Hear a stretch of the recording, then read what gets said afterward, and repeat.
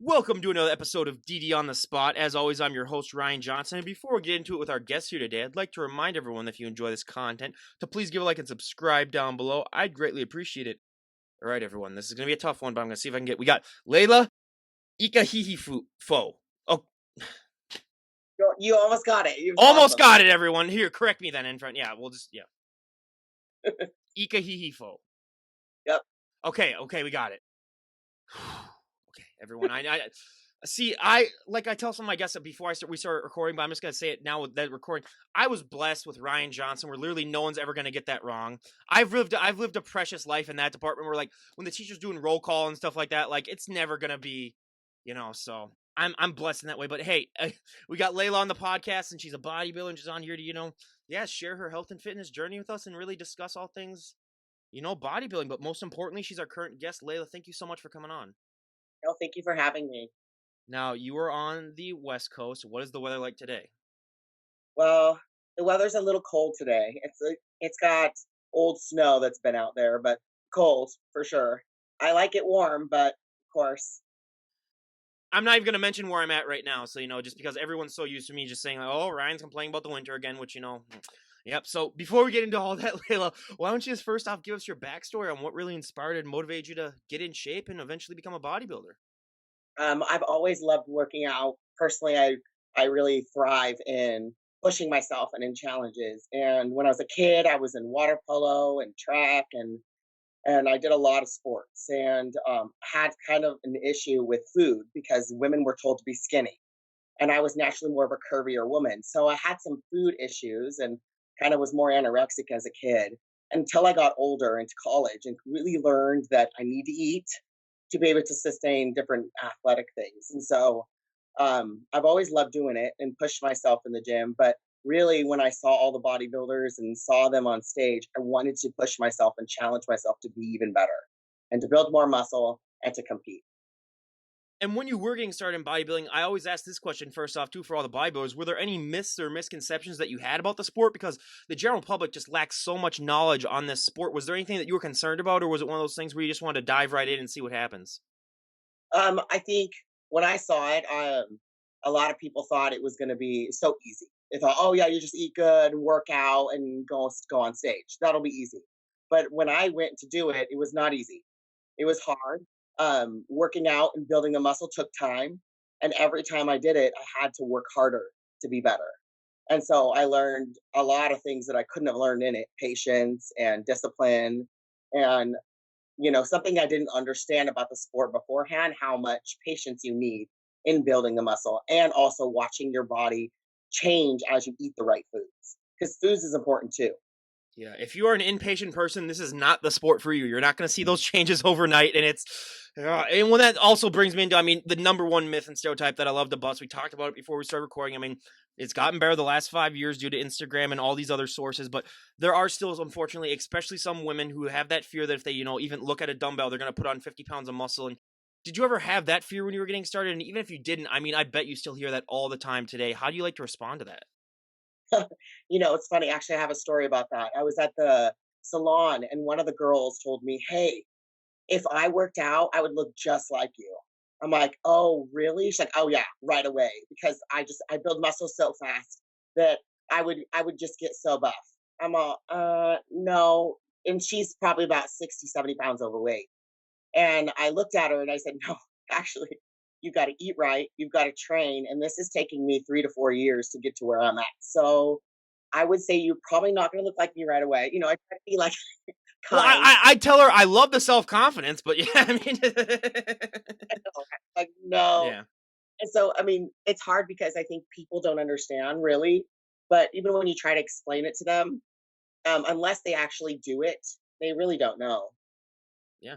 And this is so much more of a mental sport too, is so much more than a physical sport. Unfortunately, most people aren't going to recognize that because they just see the physical changes. But like, yeah, when you're talking about, it takes a mindset to really, if you really want to become a bodybuilder, what has this journey been like for you mentally? Because that is something that's 100 times more important than any physical changes that you'll ever find. Oh yeah, the mindset's huge. I think one of the things that, I mean, I've grown so much myself, but one of the things I've noticed is that it's an individual sport. So even though I have like a coach and I have someone that's helping me with with posing or all the different lifestyle stuff that comes with it. I am in charge of me. So I've got to show up even if I'm tired. I got to show up even if I'm, working all day long. I still got to get to the gym and I still got to make my food. And so it's kind of a mindset when you're tired, you've got to tell yourself you can do it. And I've learned a lot just in my journey how I am in charge of me. And so it's helped me kind of gain confidence and strength in myself that I wouldn't have done if I hadn't have done it. So I love that aspect of it. You really got to overcome because there's a lot of times where I'm sore, a lot of times where I'm tired, but I still do it. Well, when you work out too with someone like Ava Montgomery to it, that probably adds a little bit of motivation too to it. Just seeing her. I mean, if you want to look up like brick shit house in the dictionary, there's a picture of Ava Montgomery basically in the on that. But yeah, and everyone, by the time this podcast gets uploaded, hers will have been up for like a week or so. So yeah, they worked out together, and that's how I got to know her there. But how were you introduced to Ava? Oh, I went to a bodybuilding show and I saw her up on stage and she was with a group of women and it was just in her beginning and it was they were giving them an award for being like really good women and motivating others. And I saw her and I'm like, you know what?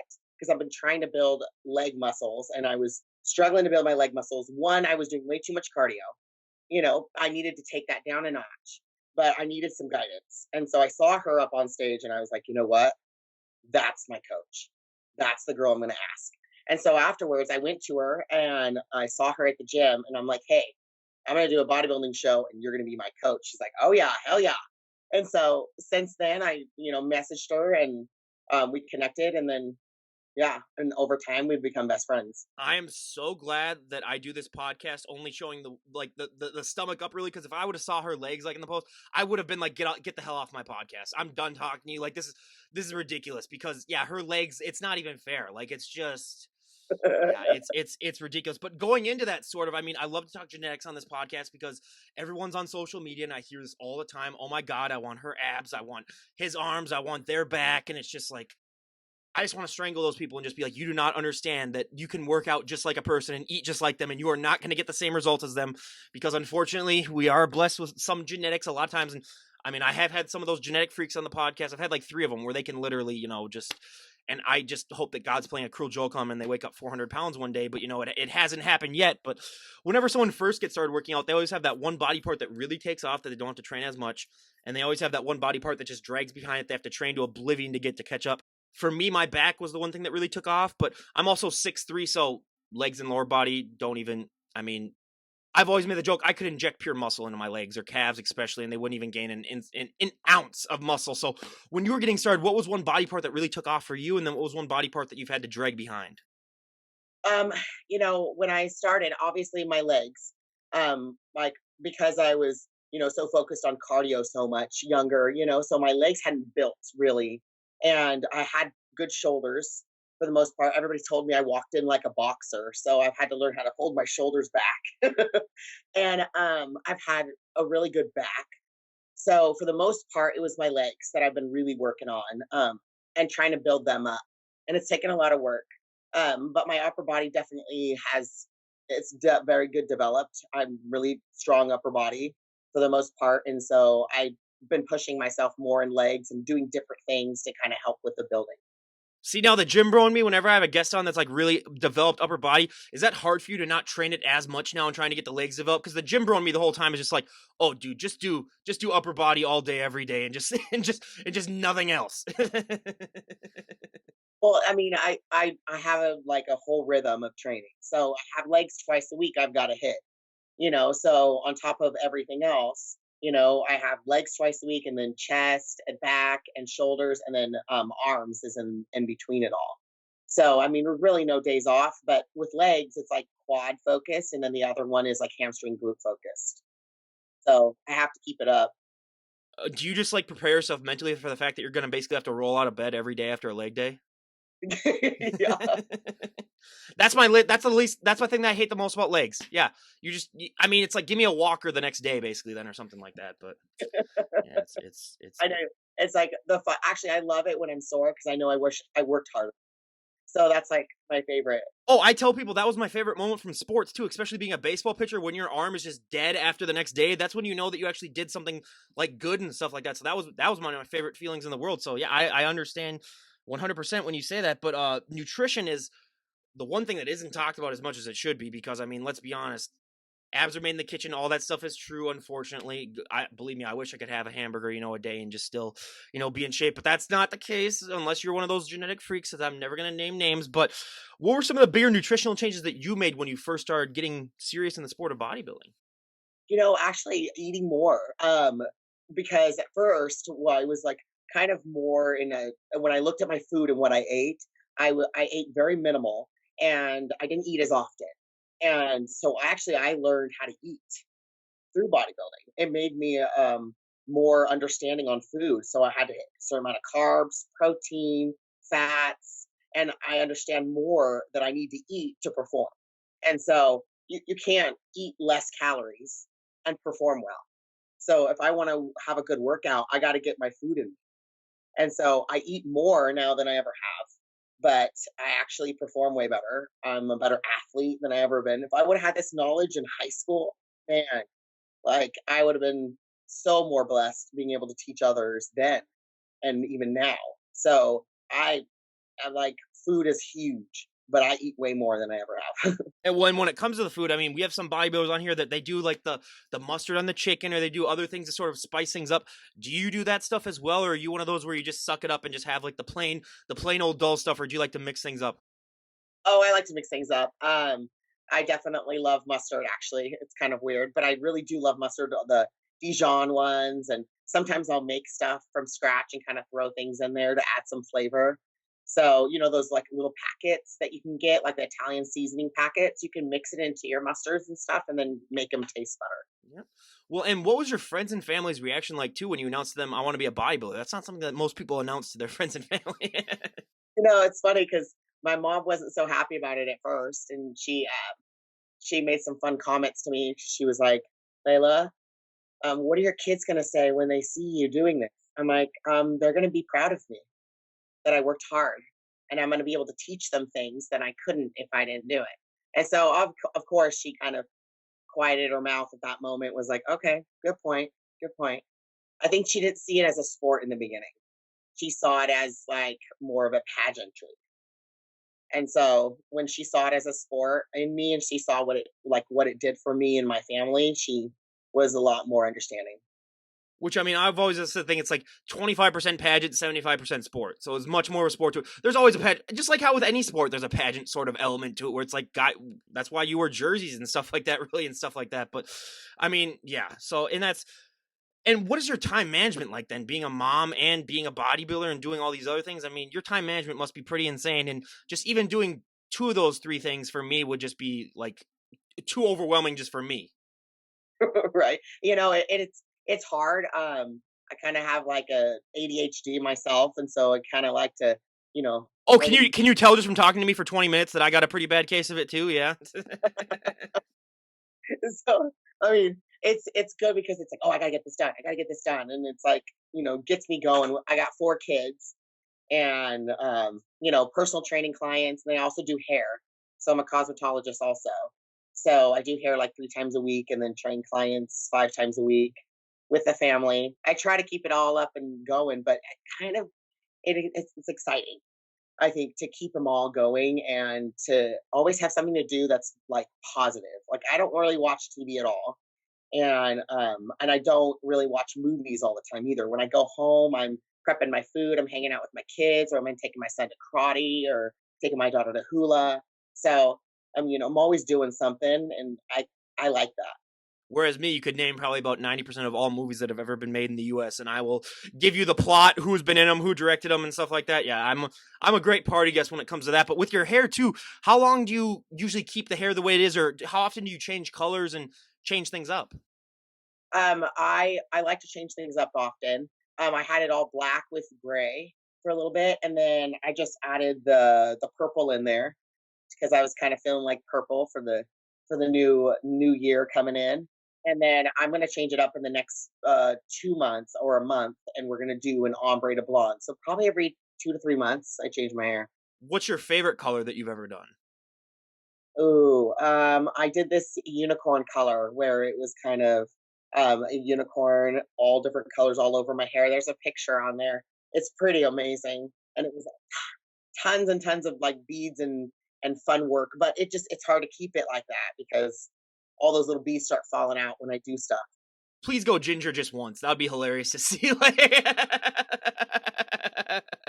no, my best friend's a ginger, so I got to throw in ginger jokes whenever hair comes up. But yeah, I mean, that's awesome that you change things up, and I mean, yeah, it definitely adds. I mean, the judges must be loving it too. Then, I mean, because just I always love the variety that some of the guests have as well. But when this all comes to this lifestyle too, like everything, like we said before, it's like time management is key and everything. What advice you have for people that are looking just to sort of find that time management skill in their life? Because it's a skill. Like no one's born with it. You just learn to have it. But a lot of people just lack the skills or the mindset to be able to really focus on things. Because I hear this all the time with people wanting to work out. Oh, I just don't have the time and stuff like that. And it's like everyone has the time. If you were to log in what you do in a day, everyone has an extra 45 minutes. I don't care what anyone says. I mean, other than maybe the president, everyone else does. But I mean, it's like, yeah, everyone has the time. Well, and that's exactly what I would tell people most of the time when I have this thing I call Tiger Soul Training. And so I tell them to write out the things that they have in their schedule. So it's like, okay, so say in the morning you you do like breakfast for an hour, and then you've got your friends and you're hanging out for another hour, and then like you're watching TV. Like write out what you're doing and how long it takes you and all that time. And if you see that there's time in there that you're wasting, then definitely that's what it is. Like that's the time you can put towards your training. That's the time you can put towards yourself.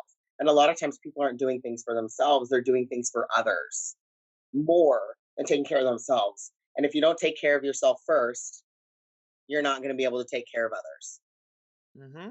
Finding the time in your schedule, write it out. I tell them to write it out because you can say it, out loud. But if you don't write out, like, hey, in the morning's what I do, and it's like if you have 4 hours where you're not doing anything, you have 4 hours. You can take that 1 hour of the four and train, and a half hour and make food. So you have that option. To do it. It's just people don't want to do it. That's the problem. Sometimes they don't want to do it because it's not in their cards that they don't want it enough. So you have to want it enough. And I mean, this is coming from just a personal thing with me too, because like when I was in really, I mean, I'm still in good shape, but like I'm not in the great shape that I was in, like 5, 6 years ago. When I was in that shape though, like it became so obsessive for me where it was like I have to get my workouts and I have to do all that where it's sort of like I became a person that I didn't really like, but it was just like prioritizing everything was wrong. How do you keep some sort of a balance in your life? Because I know with bodybuilding, it's very hard to maintain a balance in life where I mean, obviously when you're in prep, you're not gonna be, going out to eat with friends, or you're not gonna be doing any of that stuff. But how do you maintain somewhat of a balance? Because this is a lifestyle where you're kind of on the edge where there is a positive to this, but there's also a negative in it too when it comes to people who sometimes just let it consume their entire life. Yes, and I totally understand what you're saying. I actually was listening to a thing by Matthew McConaughey one time, and he was talking about like, okay, all the things in your life and what you're giving to. So it's like I got my husband and I've got my children, I've got my business, I've got my training, I've got my food, and I've got my friends. I have all these, and then I kind of go, okay, am I like, and I kind of reassess every day, like, what have I given too much to, like recently, and what can I give to more? So every like morning and night, I kind of reassess what I'm doing, and I'm not perfect. Trust me, there are times where I'm pulling more into one or more into another, and I can see one is faltering, and I got to put more energy there. And so, in prep, and I always tell people this too. I give them that ahead of time, like just so you know, I'm gonna have a hard time being able to do extra stuff. So I'm not gonna be able to say yes to these things, or I'll show up for like 15, 20 minutes and leave and let them know, hey, I love you, but I just can't be here any longer because I'm not gonna be drinking and partying with you guys. So I try to, let people know ahead of time so they're not all flustered why I don't go to things or why I don't show up. And then I try to give to other things too, even though I know it's hard on to do those things. I try to make sure I'm still giving enough energy to the things that I like care about in my life. So I try to create a balance. Which I mean, yeah, and That to me is the hardest thing that most people do not talk about is how much, this thing can consume you and how much, you really do have to find that balance. And a lot of people struggle with it. And a lot of people it takes years upon years to finally, even find that balance. But I mean, into the sport of bodybuilding, the hardest thing that I would have never guessed before I started this podcast was that posing is the hardest thing for so many of these guests that I have on. It's harder than nutrition. It's harder than working out. What has your experience with posing been like? Though when I first started posing was when I first started training with Eva, and it was years and years ago, and it was like intense because I'm all like fun. I love having a good time and and talking and laughing, and so I try to make fun things with them. And then the girl that was up there was like, "Okay, be quiet.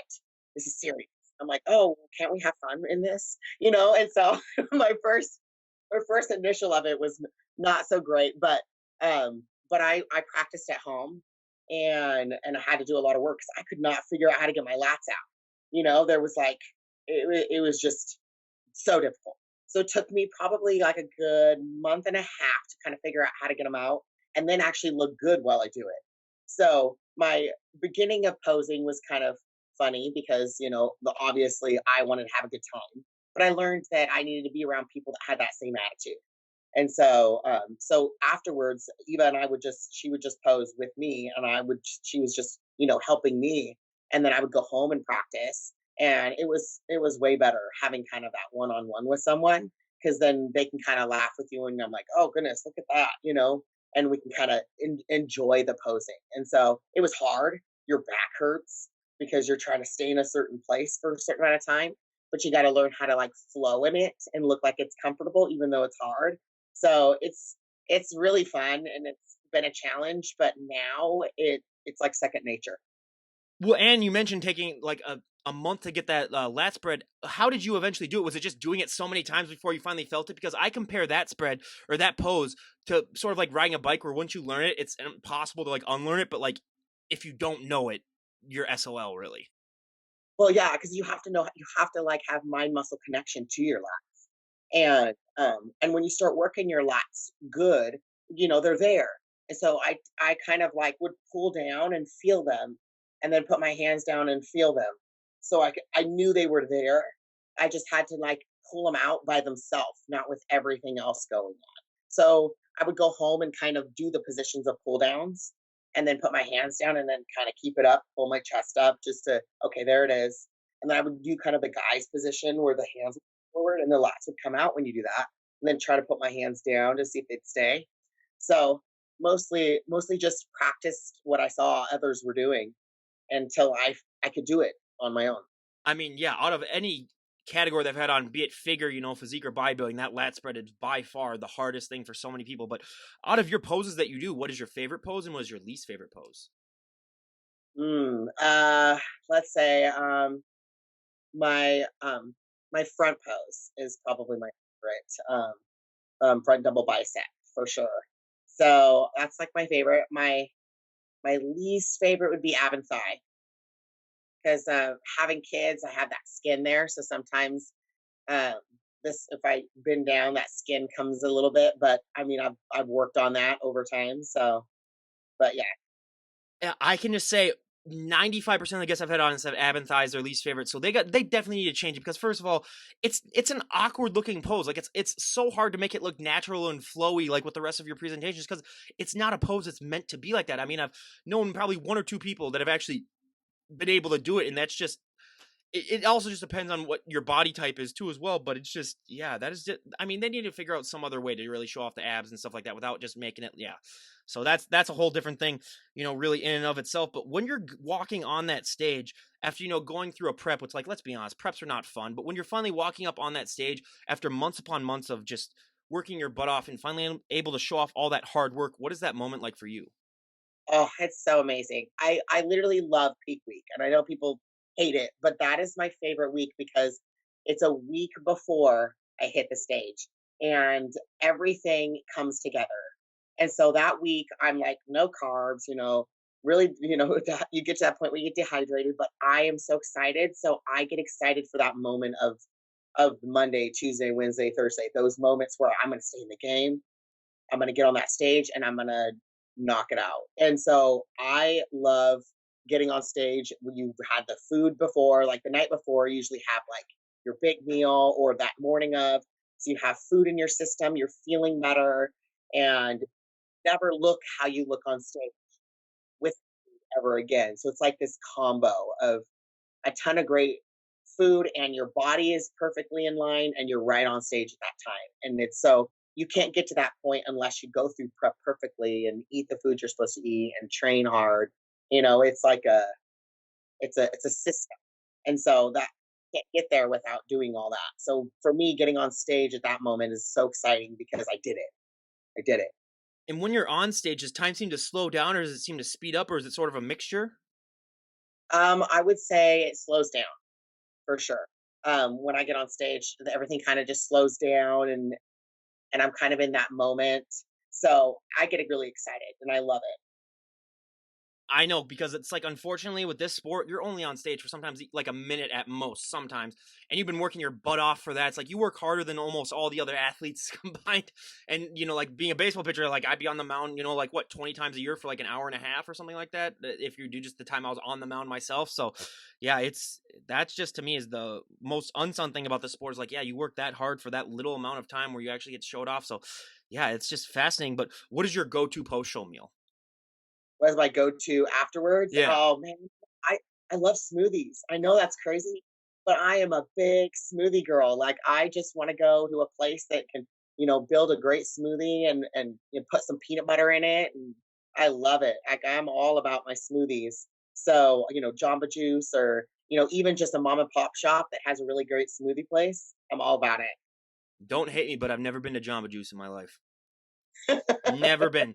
I mean, I love milkshakes, but smoothies. Yeah, I've never really been a smoothie kind of. I mean, peanut butter and smoothie does sound interesting. I've never had that personally myself. So one of these. I mean, there is a Jamba Juice close to where I live, so maybe one of these days, I'll finally have to, walk in there. But you aren't. Believe me when you say you are not the first person that has said smoothies afterwards. You've been like the fourth or fifth. So it's not as weird as you think it is, everyone. And I've had. At least you're not one of those guests. It's like, oh, I try to still go like have a salad or something like that. It's like, what's wrong with you?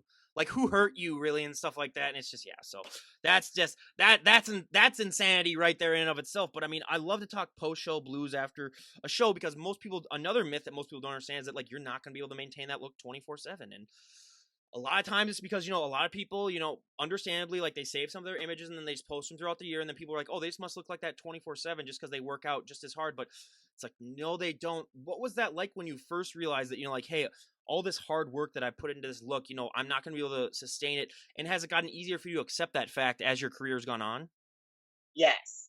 In the very beginning, I think right after my first show, it was the hardest because as I started gaining weight, people around me that didn't understand it also were like, "Oh, you're gaining weight," or "Oh, you look a lot fuller than you're on stage." "Oh, are you not going to lift anymore?" And I'm like, "No, I am still lifting." They're like, "Oh, okay."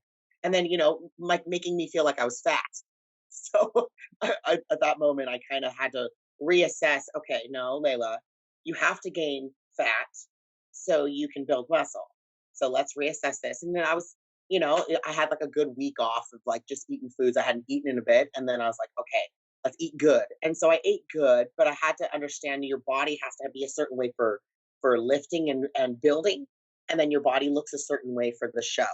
And I had to tell myself the show physique is only this time, but most of the time I'm this Layla.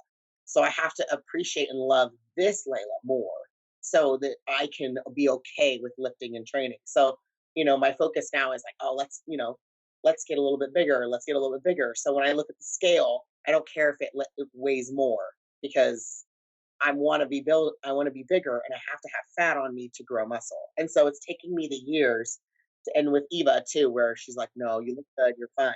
Or I'm like, oh, should I be this? But yeah, do you want what lean? What do you want to be on stage? Do you want to be 10 pounds heavier on stage lean? She's like, okay, then you need to eat. And so that was kind of like, my assessment. And so I'm about the heaviest I've been on my off season right now. And every off season I try to get a little bit bigger. Um, and so I'm the heaviest I've been and I love it because on stage I'm gonna be bigger. And I'm okay with that. I appreciate that process. But it's taking me years. Years. I will say Ava is the one guest that I've had on, the only female guest I've ever had on that actually weighs more than me in her off season. She was at 218, I'm at like 214, and first of all, I'm like 9 inches taller than her too, so I was like, okay, that's just impressive right there, okay, everyone. So yeah, she definitely knows what an off season really looks like. So I was gonna say, yeah, being with Ava, you definitely know, what an off season could look like. So yeah, that is just, and like you said, you took the words right out of my mouth. Where it's like, it's just like starting your own business where you got to spend money to make money. You got to put on weight if you want to put on muscle. Unfortunately, those two do go hand in hand. But what is your kids' reaction like, just seeing their mom constantly evolve and change? All throughout the years, and you see, like, oh, you go from one look to another look. What's their overall reaction been like throughout this journey for you? Oh man, my kids are like my best supporters. Like really, and I think it's because they're young still, and my oldest always has fun, comments to make to me. She's in her senior year, so she'll be graduating this year. But she helps me with prep. She'll help make my food sometimes for me, and she's just such a great help. And then my son, because he's super into athletics, he's always asking my help and telling people about his mom. Oh yeah, my mom, she's a bodybuilder. This is her picture. They're really proud of me. My younger ones, when I come home with different stuff, they're like, "How'd you do, mom? Let me see your picture." So they're my biggest, cheerleaders and support. And it's also because when I go home, I make it so that I talk about what I'm doing. Like, oh, these are what I'm doing, and this is I gotta go train and do this so I can do this. And I make food something that's not like a challenge. It's more like we eat to perform. And so I talk to my kids about that. How we eat helps us do better in school and our athletics and life. So, I'm not perfect. I do have my sweets also too. So I'm not always eating perfect all the time, but my kids know that just by example. So I would say like they're my biggest supporters and they love it. It makes me keep continuing doing it because it seems like with them they like understand that when you have a passion for something, you go get it.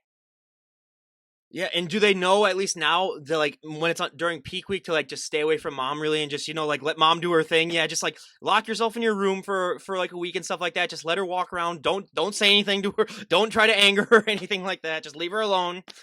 Oh yeah, like if any of them bring home any sweets during that week, and I'm like, wait, who's this? Whose is this? And they're like, oh, nobody's. It was going in the trash, mom.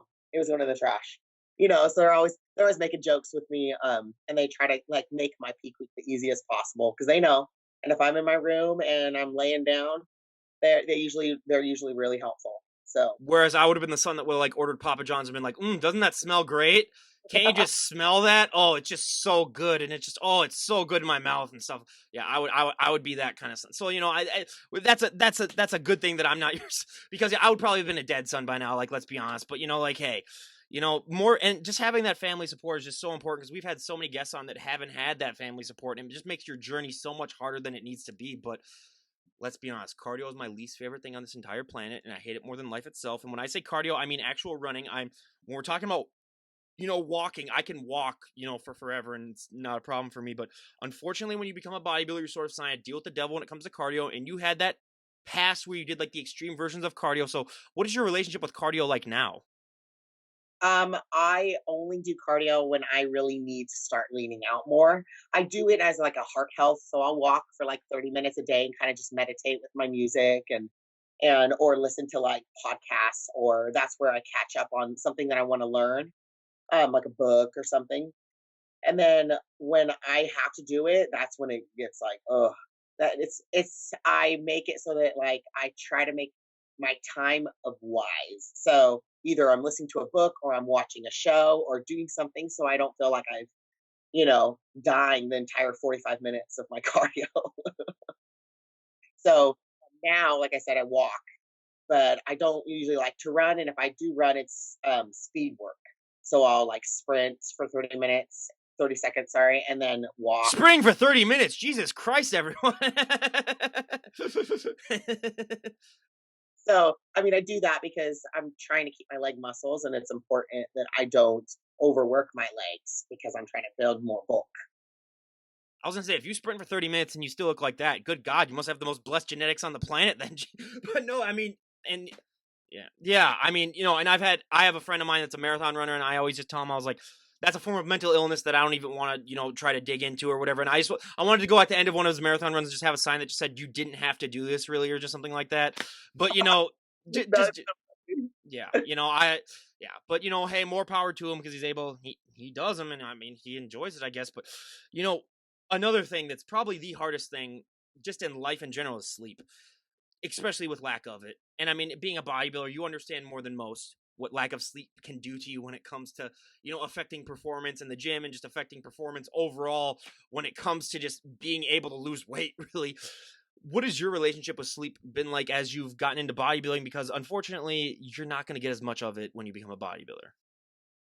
Oh yeah. I love sleep. So personally, I like to have naps. So when I do like shows and stuff like that, and even now, I find time in my day to have a nap because that's like how I get through the days because my body's tired from what it's doing, with life, family, and the gym and prep, and then you're tired more because you're burning fat. So I usually try to find time like 30 to 40 minutes in the day for a nap during prep. Which when I'm this type of hyper, I cannot nap. I'm sorry. Like I just close my eyes and I don't fall asleep, but that's a nap for me. But yeah, I've never been able to. Well, and I'm not gonna say I've never, because like probably about a dozen times in my life, I've been able to take a nap out of my 27 years. So that's less than once every 2 years, everyone. But the one thing that I do hate about naps though is the one time, because I've done probably about like three of them in like the last like 5 years, is that you do wake up just feeling confused as all hell, and you're like, where am I? How long have I been asleep? Especially if you've only done like the 1 hour long nap. And I've done it. I've had a mistake in past where I've taken a nap at like 10 o'clock at night and then I've woke up at like 11. And then I'm like, what the hell? Like I'm still there. So then, because I'm normally a nighterish hour, I'm in bed, around like midnight or around 1, because I have a job where I work 11 to 7. So I can fall asleep from at 2 a.m. and get wake up at 10 a.m. and be ready for work. But so yeah, I've made that mistake myself. So yeah, sleep, it's a tough thing that a lot of people, without my melatonin, I don't even know where I would be at. But what would you say is probably the number one misconception that you deal with as a female bodybuilder, just by people who aren't familiar with the sport?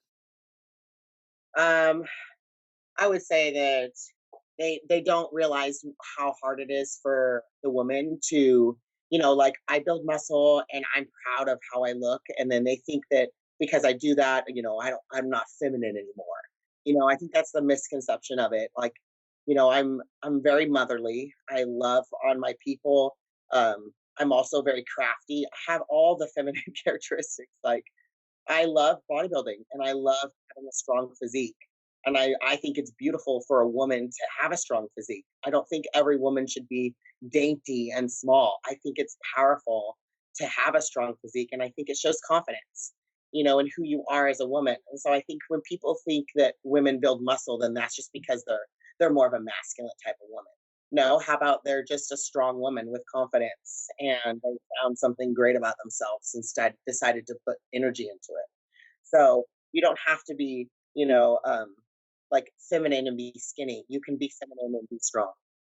I mean, just like how it's like with men. I mean, there are men that were born to be jacked and men that were born to not be, just like how there are women that are born to look like Jennifer Aniston. There are women that are born to look like you, really, basically, where it's just, I mean, the Jennifer Anistons are great, and, you're great as well. So, it's just, yeah, I mean, but it's just, yeah, unfortunately. But that does sort of walk me right into, I mean, you're not the average looking woman. And walking out in public, if you were to walk out dressed the way you are right now, you are going to get stares and you are going to get, some extra added attention.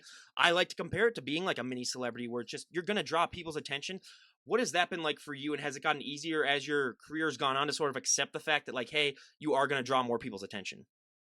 Yeah, I think in the beginning I was like, oh, why are people looking at me like, all the time? And kind of like a little bit of self-conscious of it at the beginning. But then I was like, I don't really care now. But I notice more now, more people know who I am, even though I don't know it. And so when I've walked places, I kind of have a different way of walking now. It's kind of, I, more if I see someone, I'm like, oh, how are you? Because I never know who I know. And if they look at my physique, they're like, oh, maybe she can help me with, my journey. And so, so I always try to like, oh yeah, how are you? Give them advice or, make a new friend somewhere. And so it's fun today, just at the gas station. Actually, the guy asked me, he's all, what do you do? You always look, put together. I'm like, oh, thank you. I'm a personal trainer and I'm a professional bodybuilder. And he's like, oh, I knew it. And I was like, oh, thanks. And he's like, yeah, I'll have to pick your brain someday. I'm like, sure. And I see him every day at the gas station. And he just happened to today bring it up. You just never, but you get a lot of attention. You kind of just, you either ignore it or you just smile if people look at you. And I just, And unfortunately, some people want you to become their personal lifter. Then basically, then where it's like, oh, I'm moving, or I'm moving, or oh, Miss, can you help me with this or whatever? Being 6'3", that is the double-edged sword for me because oh my God, sir, can you help me with that up there? And it got to a point too for me. I was like, okay, yeah, this is just ridiculous. So hey, it's a blessing and a curse for a lot of things, and like a lot of things in life are. But if someone were to walk up to you and say, Layla, we made the decision, you can change one thing about the sport of bodybuilding, and everyone would go along with it. What would be one thing that you'd like to see changed? I really want them to have more classes in the women's bodybuilding. I want them to have like smaller weight size for women to larger size for women, so that women that are smaller in their physique can be part of the bodybuilding, and then people that are larger can be in the larger part. So like I weigh right now off season 175 pounds, and so on stage, I'm going to be, maybe 20 pounds lighter, depending on, how it is. I could be in women's bodybuilding in the smaller weight, you know. Um, and then for women like Eva, she could be in more of the heavyweight. And so I would love that if they had weight classes. Yeah, that and prize money too. Like if you're a pro in this sport, you should not have to have a 9 to 5 job. Like that should just be your thing to just like be a bodybuilder and just like, yeah, we'll just pay you like 50, 60 grand a year or whatever like that just to work out or just something like that. Where I mean it's like that, yeah, it's ridiculous. I think if we could get paid also on that, that would be awesome too. I think more of us would be more motivated to, have more rest, like we were talking about sleep, rest, and a little bit more downtime. So if I had more rest, I could build muscle also better. Which I mean, but there's also a limit to that too. Like I've also on the extreme said, like, don't be offering like $20 million to whoever wins the next Olympia because you're gonna have people dying on the on the stage. Then if you offer them that much stuff, so hey, you don't give them a little taste, but don't give them the whole entire honey pot because then yeah, this is not. It's not like baseball where it's like yeah, it's not gonna. I mean yeah, but yeah, it's yeah, it's one of those sports too where yeah, it just and just the representation too. I mean, where it's like they used to be on ESPN, the bodybuilding shows. Now you have cornhole championships on ESPN. It's like being a guy from the Midwest. Cornhole is not a hard sport.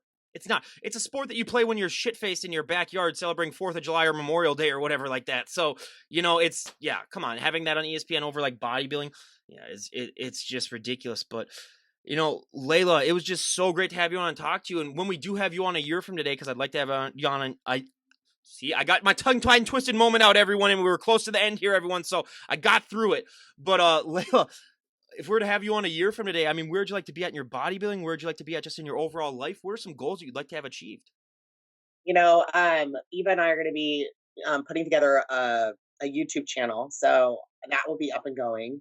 And then, in turn, I also would like to have grown in my physique and being able to, do well in the shows that I have this year planned. So that's my hopes. And then also getting a house. That's another one. And then just helping motivate others throughout the year as I do that. So growing in business, growing with my family, and then helping others along the way. Well, you won't need to hire a moving company at least when you're moving into your new house. So I mean, there's a positive to that. So saving money, left and right there. But again, yeah, that's just so great. And is there anyone that you'd like to give a shout out to before we wrap things up? Sure. I mean, I want to shout out to my best friend Eva for always, standing by me and encouraging me and being there for me. And no, everything we've been through together as friends, we've always, had each other's back. And so I'm grateful for the loyalty of a true friend, and I'm grateful for my family. Shout out to my husband, Junior Ikahihifo. For always standing by me and being there, and for my kids, always being my best cheerleaders ever. So I love my people. I mean, being that you married into an Ikahihifo, how frustrating has it gotten to you at times that you have to explain that to people like all the time and stuff like because it's like, yeah, I mean, more power to people with rough last names because, like I said, I was blessed with that, Johnson, which is the second most common last name in the entire country. But just has that been even more? I could think that might be more frustrating than people like looking at you for bodybuilding, is having to explain your last name to everyone. Going on stage, they always ask me how to say my name so they can say it correctly. So usually they come out to the back like, "Hey, how do you say your last name?" and then I'll explain it to them so that they say it well over the You could have told your husband you could have had any other name. Could have done anything else. But no, yeah, but no, that's hey, that is great. And again, you guys just give her a follow on her Instagram page. I'll leave a link down below. Again, buyer beware. You will get inspired. Get in shape and stop eating all those Twinkies. And again, Layla, we cannot thank you enough for coming on and sharing your journey. I really appreciate it, and I think you're gonna do great. And we look forward to having you on again. Thank you. Thank you so much. All right, everyone. This is Ryan Johnson, DD on the spot, signing off. Have a great day, everyone.